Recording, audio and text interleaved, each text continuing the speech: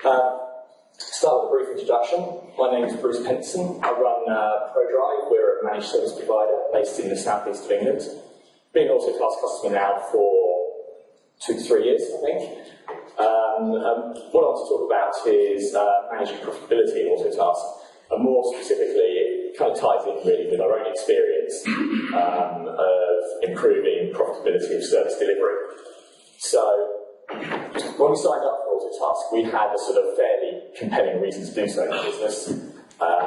We'd lost, through no fault of our own, but some very large contracts, and we knew they were very profitable contracts as well. We feared that they were masking lack of profitability elsewhere in the business. So we knew we needed to do something about it, and our first step in the process was signing up with Autotask. But we knew there was plenty of work to do after that, and really getting it right was critical to the future of our business. So before I get started, just I think important to air a few words of caution. Autotask on its own isn't going to improve your profitability. There's a lot of process around it.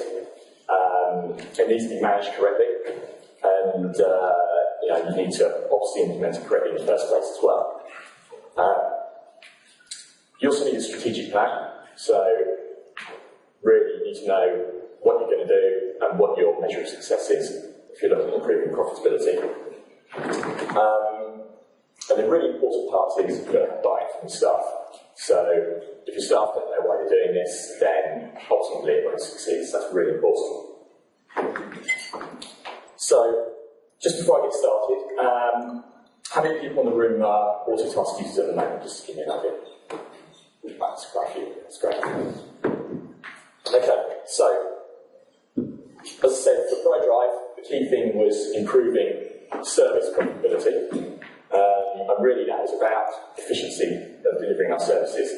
And the first place that we started was with the data that's going in. So any system, no matter how good it is only going to be as good as that data that's in there. It's really absolutely crucial. So the place we started was with timesheets. Now, quick question on timesheets. How many people have their staff submit timesheets daily? Weekly? Longer than weekly?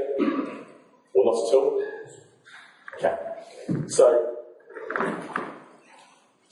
making sure that time is entered correctly, is entered on time, is crucial. And if time is not being entered really as that time is being worked, then, it goes without saying that you can't guarantee its accuracy. So, there's a few things we did to help improve that. So, firstly, the stopwatch timers in the last release, obviously they were a big benefit to us, and I'm sure a lot of you have seen that as well. So that really helps entering time, literally, as that time's being consumed. We did a lot of work to ensure that our staff used Autotask for everything.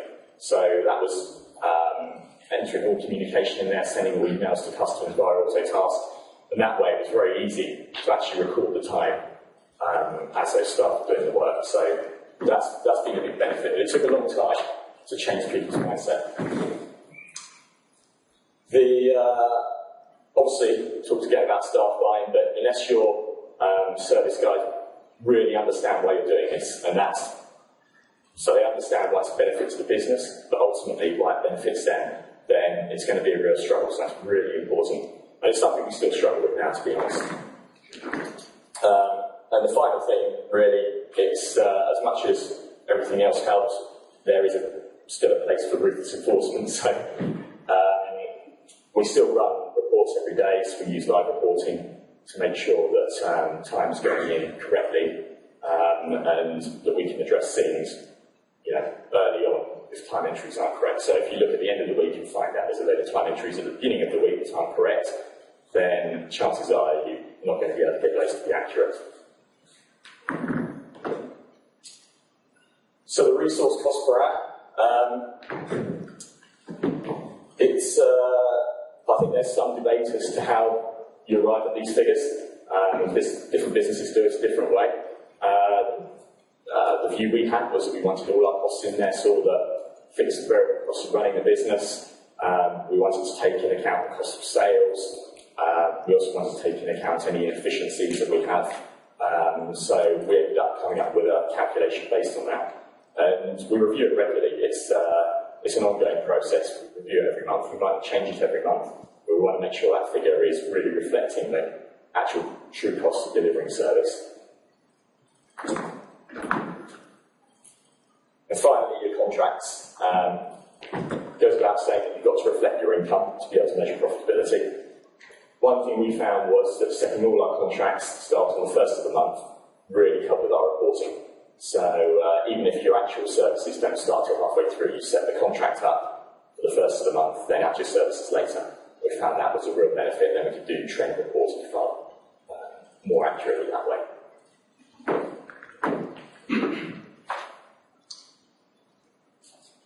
So, the next step, once the data is accurate, and you're happy it's accurate, then it's probably time to look at doing some reporting. Now, it's obviously a massive subject, reporting, and I won't drill down too deeply into it. I know there's been other sessions on it and demos next door as well.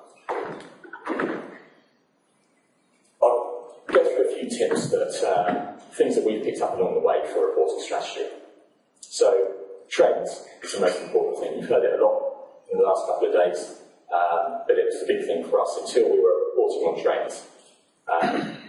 We really found it very difficult to get a picture of actually whether things were improving, whether things were getting worse, and really getting a measure of success. So it's just an example of the report that we run. As you see, it's actually a live report, and it gives us a 12-month picture of how we're running. So there's other ways of doing this. Gareth from Cytex here did an excellent presentation a few months ago at the UK user group on using Excel and pivot tables to get this sort of information as well, which we hadn't thought of doing before, so that was quite insightful. And the other thing, of course, is you can use dashboards, and we haven't had a great deal of experience using them so far, but I know a lot of other companies have had some success. So Richard Tubbs here with me today as well. He's going to be doing a bit of Q&A at the end, and I'll ask Richard a bit just to mention one or two examples of where some other Autotask might have had success doing this sort of thing with dashboards. But I'm sure you've all seen the demonstrations next door, the power of that sort of reporting, and that's valuable as well. So the other thing is reporting in a way that your service delivery staff can understand. So this report, you can see, is a financial one, and we started off presenting financial reports to the business. What we actually found was by converting those back to reports based on hours, it made more sense to our service staff, and actually they started to buy into it more then. So that we found was a real breakthrough when we started in terms of looking into a way that they could really relate to. So it's just a quick dashboards. And finally, I wanted to talk about the surveys. So who's using surveys at the moment? Okay, for many of you. Surveys we found to be really, really powerful, but only when used in a certain way. So we started off with surveys, probably about a year ago, and we played around with them. And what we found, the most valuable part of it is having a free notes, a free comments field. And we review that monthly. And some of the feedback you get from people that you might not speak to at your clients on a regular basis. So the end users who are actually dealing with your service desk, but perhaps as a business owner or an account manager, you don't really have any contact with. You actually get some very constructive comments back. We weren't sure to begin with when we started it, but on reflection, it's been really beneficial. So my tip is to keep the surveys brief. Really, just are you happy, yes, no, in a notes field is probably really sufficient, and the longer you make them, the less likely you are to get any feedback from them. So a brief survey, review them regularly, and make sure that when you do get comments, you get back to the people who have read those comments. That's really important as well. And the other thing you can do as well is you can use workflows to report on individual things such as threshold breaches. So examples of that might be if you've got a limit that you want, say, your service desk to work before escalating tickets, have a workflow that fires around when you're approaching that limit.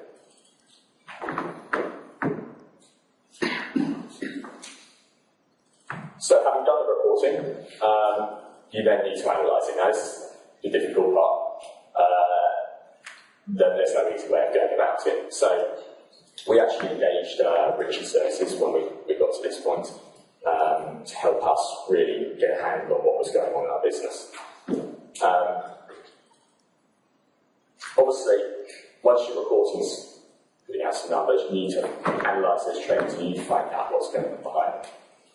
Really important, and you've got to prioritise it as well. So you're going to find out a lot of stuff about your business when you start doing this sort of analysis, and you're not going to be able to address it all at once. So prioritising it and working out what the benefit of addressing it, doing some sort of cost-benefit analysis is really valuable. But finally, once you've done that, you need to then go back to your reporting to track your improvements as well to see if they're actually benefits of the business. So, I want to show you a few examples, sort of things that we've been doing, and just explain how it worked for us, and hopefully you can draw some parallels to that. So, recurring services, we started presenting a very high-level report to the business, and this really is looking at all our recurring services, and we say, right, are we making money, are we hitting our targets? Now, obviously, we drill down into this. This is just at the very top level. The sort of things we're looking for, we'll look down at individual customers. So you may find that you've got very profitable customers, perhaps unprofitable customers. We've certainly found we've had more than we thought we had. And then you need to look at the reasons for that. So, again, going back to the way your time's looked, if you're logging things accurately against configuration items, you might find there's certain bits of hardware, your clients that are unprofitable. You might find there's certain systems. It doesn't necessarily have to be a piece of hardware these days. A configuration item could be a cloud service. So it could be that you're supporting a particular cloud service that really isn't working for your clients and you're spending a lot of time around that. Or it could just be that actually some of these problems you're having, they're actually going right up to your third line guys. And so whilst the number of hours you're incurring isn't necessarily that high, there's still a very high cost to your business. Other sort of things we look for, we use the issue types to track service requests or incident types. So again, you might find that you end up delivering too much time on a certain type of service request because of new users. Could be security changes. I don't know if a lot of you experience that. We have one or two clients who constantly changing permissions on shared drives, or they want new users added or removed. And in the day-to-day scheme of things, you may not notice that building up, but over time, you could end up actually incurring quite a significant cost for that. And it may be that you want to look at some alternative arrangement of providing it, or perhaps you simply have to charge more. But you've got a good way of presenting to your customer then that you actually need to get a bit more money for that. And the other way of looking at things as well is across your customer base. So if you look at all this information you've got as a whole, you might be able to find certain trends in there, and we certainly did. And one of the big things for us was installing, delivering new hardware, or in fact dealing with what we call terminal problems, so where ultimately we're putting a load of work and we get to a point where we find actually really what we should have done is just gone back to the beginning, wipe that PC and start it again. So for us it's actually very easy to justify a big investment there, and what we did is we actually set up systems to deploy PCs in an automated manner to all our clients. And we do that in our offices, ship them out by courier, and we've got a good process set up now.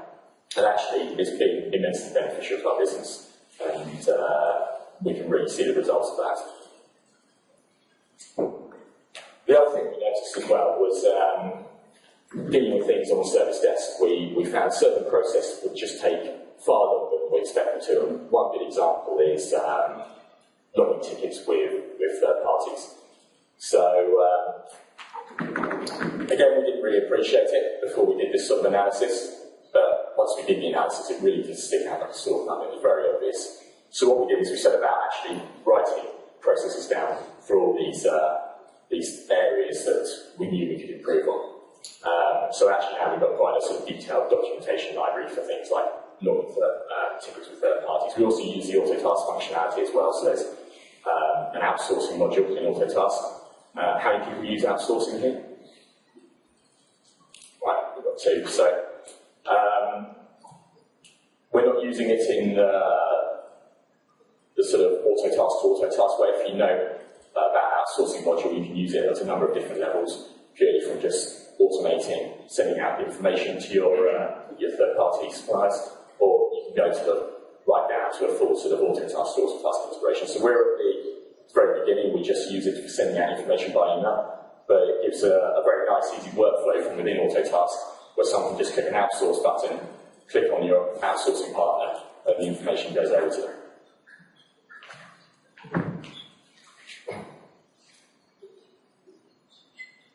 So, here's a report that we use on the recurring service side of things. I think I mentioned earlier about escalation. So we have an escalation point of 2 hours. We're going from our service desk up to our second line team. We run this report, I think it runs weekly, and identifies any tickets that go over that time, and then we can go back and investigate why that's happened, train our staff. As I said, coming out of this, we quite quickly realised that using the workflow rule, we could actually alert people when their ticket networking was approaching its point.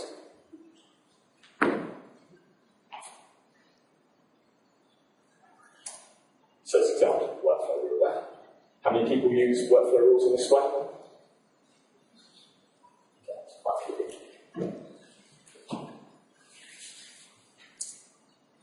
So, moving on to professional services. Now we measure professional services in much the same way. So we're looking at the contracts there, working out the cost of delivering them. But with professional services, we actually found that it was a bit more complex than just analysing the contract initially. So, again, it's a high-level report we run for business. It looks at projects we've delivered, projects have been completed, and you see there's actually 2 bars for each project.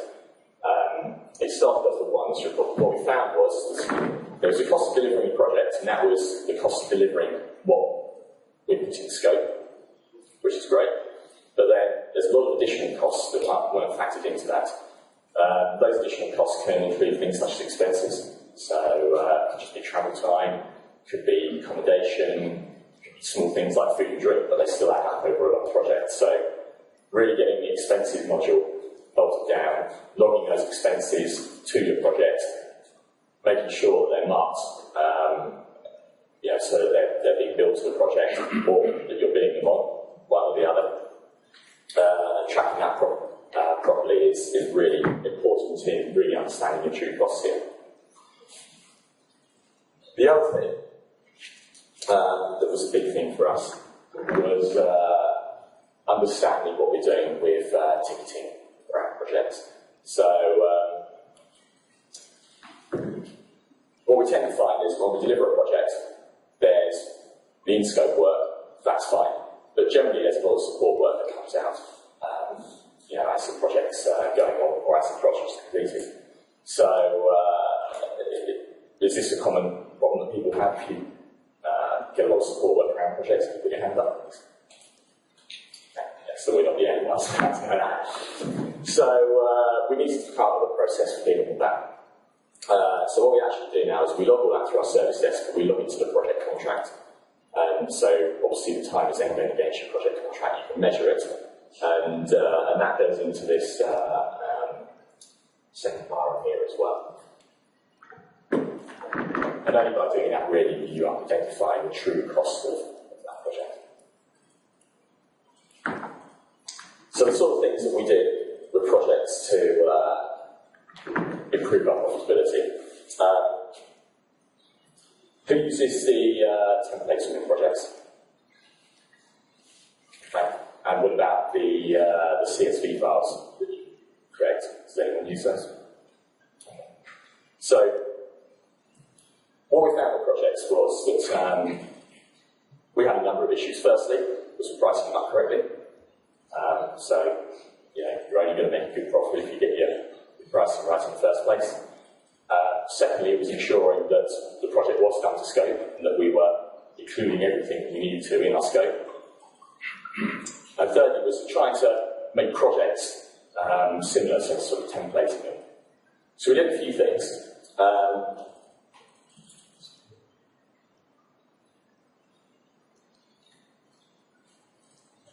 Right, so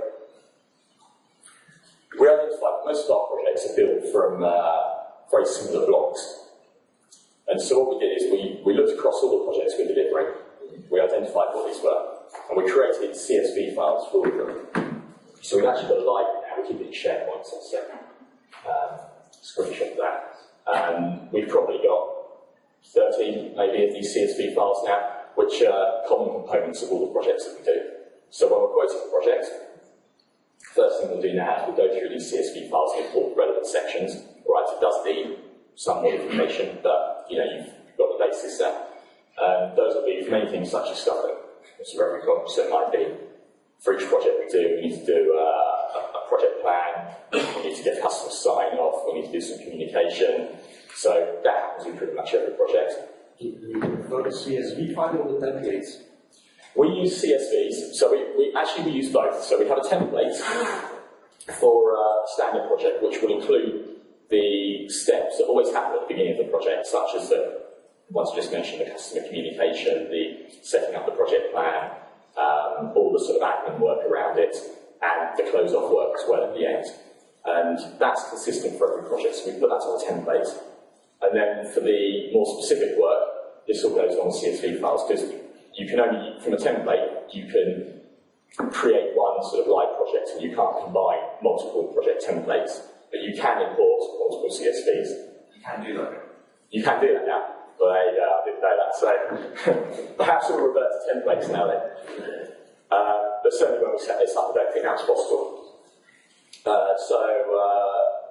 Then we'll build them up using CSV files that we import for the, if you like, the sort of technical work or the service delivery work.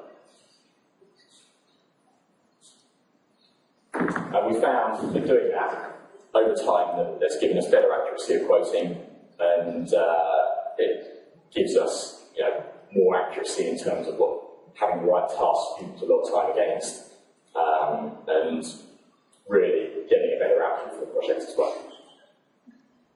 The other thing we did, I've done this in reverse order, so apologies for that, but we looked at the project phase reporting as well. So, look at the project phases. You can see ones that are overrunning. You can see ones that probably didn't go to plan. And you can make informed decisions around them. So, you might, for instance, say, well, actually, we're consistently underperforming delivering this particular piece of work, and perhaps you might want to outsource it or do some training on it. Again, it's giving you that sort of insight then that you probably wouldn't have if you just ran through the project and did a quick review at the end with the customer.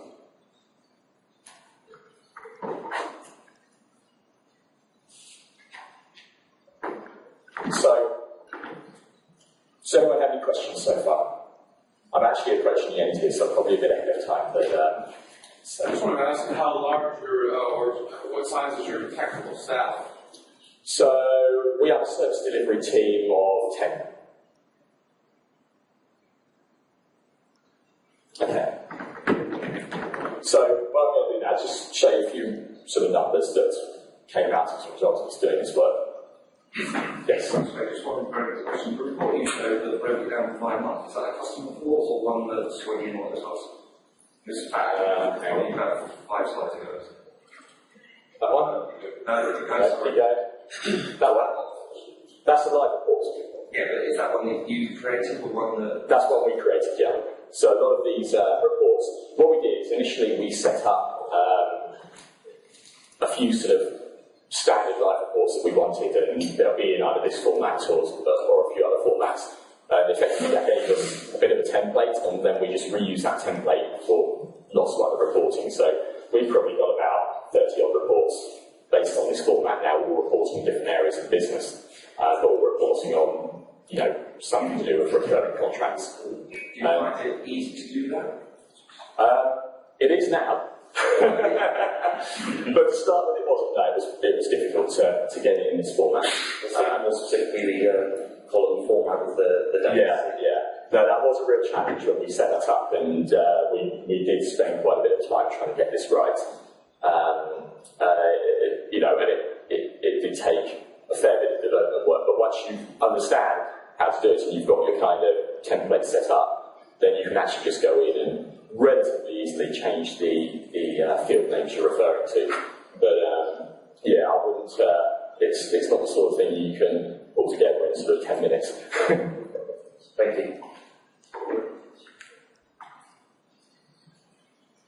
Do you calculate your cost of services offline and then bring those in, or do you have line items within your service catalogue for the cost and revenue for each of the services you deliver within the managed service or bundle?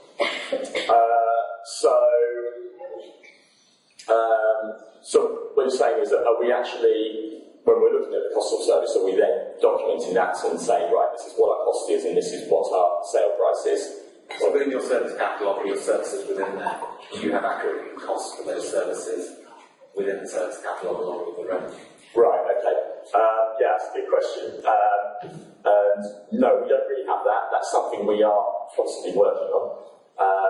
And it is a work in progress for us. And, before we can do that, though, I think this is the first step, because you've actually got to know how long these services take to deliver, who's delivering them. That's the big part for us. That we found was, getting us a lot of insight. Before we were just looking at stuff in hours. We had a ticketing system for Autotask that spat out reports that said, you spend an hour doing patch management or 5 hours doing backup checks. But it didn't tell you what the actual cost of doing that was, because there's obviously different levels of business and a significantly different cost to us. So that was a big fact-finding mission for us, and we are now starting to tie that into detailing that information in the service catalogue. But to be honest, we're not really that far down the line. Okay, yeah, it's quite challenging. It is, it's a big challenge, yeah. And then obviously once you've got that, you need to monitor it as well, make sure those costs stay reflective of what it's actually costing you to deliver them. And there's many things that can influence that. New technologies come out, we start working with types of clients, or you bring more clients on, so your cost of delivering might actually go down then from having that additional volume. I'm sure there are challenges that you guys face on a daily basis. But have you done that? We've been doing that for a while, but we find it quite tricky. So some of the services that we'll resell, examples might be things like backup services. So we'll have those within the service catalogue, licensing costs on SaaS service licenses. The problem sometimes exists where you try to bundle services together, and then you either have to throw lots and lots of line items into a contract, and those will appear on the bill, but at least then you get an accurate profit and loss figures at the end of it. Yeah, sure. No one understands the bill that you're sending them. No. Well, we actually consolidate the invoices that we send through to try and hide that, but we've done the same thing. So if you look at our contracts, there's massive services on them, because we're trying to get people to identify what we're actually doing as part of that contract, rather than just say, oh yeah, that's a customer we support, and they can do anything and everything for them. I know service line item profitability is something I believe is coming into Autotask fairly soon. So I think that will be a bit of a game changer on that front. But right now, a lot of this is done at the contract level, and then the analysis below that is a manual process. Yeah. Okay, great, thank you. Any other questions? So, really just sort of summing up what this did for us with a few numbers. So, we've really had this process going now for about 12 months in our business. And during that time, we've really found a massive reduction in the time, or certainly the cost of delivering our managed service contracts. It's been very dramatic. I think if I just go back to that chart, you can see, if you took it back a few months before that chart starts, then the blue line was in quite a scary position. So it's really helped deliver an awful lot of value there to the business. Now, of course, this doesn't make your business profitable, it's improving your profitability of contracts, and there's a big difference between the two. And fixed price contracts, so this is the professional services work that we can do. It's really helps us get far more stability, far more understanding. Sorry, do you have a question, Graham? Yeah, I was going to ask, Bruce, do these insightful figures allow you to work out whether some customers are more suited to break fix full hours because they don't deserve a managed service? I'm being harsh, but... Yeah, it's an interesting one, that. And we have actually identified, it's probably more the other way around, actually, to be honest. So we've identified some customers who've been working with on a break-fix basis where you can actually, you can give them some real understandings of what it's costing us to deliver those services. And actually, with a few changes, how we could dramatically change the way that works. And we did that actually with one client recently. We were working, I wouldn't call it a break-fix basis, but it was a kind of a sort of hybrid model with them.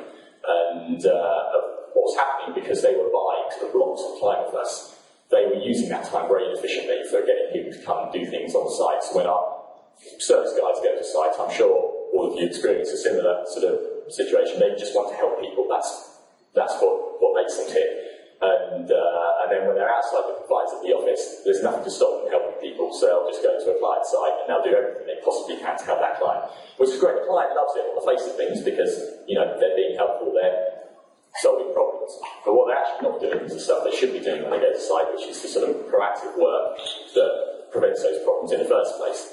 So you've got a client that thinks they're getting a good deal, but actually the reality is they're not really. And being able to show this sort of information to them and show what's actually going on and show, give them some reflection of the cost of doing that and saying, well, actually, if we change this round to a managed service contract, we can deliver this on a far more economical basis. And actually what we find as well is once we do it that way, we're not sending people to site, there's actually less interruption to the clients, and they very quickly change their mindsets, and it's worked well for us. As I say, we had one example recently